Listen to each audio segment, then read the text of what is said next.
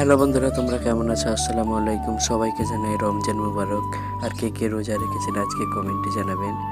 আজকে আমি ড্রাগন ফ্রুটের চারা তৈরি করব, তাই প্রথমে মাটিটাকে এখানে ভালোভাবে করে নিলাম। আর তোমরা আমার চ্যানেলটাকে সাবস্ক্রাইব করে দেবে। এইখানে এরকম ডালগুলো নেব, একটু মোটা সাইজের ভালো ডাল, তবে এই গাছটা চারাটা ভালো হবে। এখানে আমি আমার ফ্রেন্ডদের কিছু গিফট করবো চারাগুলো, তার জন্য বানাচ্ছি। আপনারা বানাতে পারেন এভাবে। তারপরে সব কয়টা ডাল এভাবে কেটে নেব।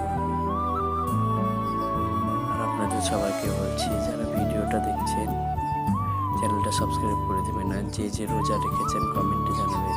ফাঙ্গিসাইড লাগিয়ে নিয়েছি।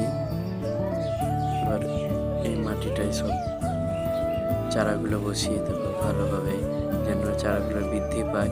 আর আমি সাপটা দিয়েছি যেমন না পচে। আজকে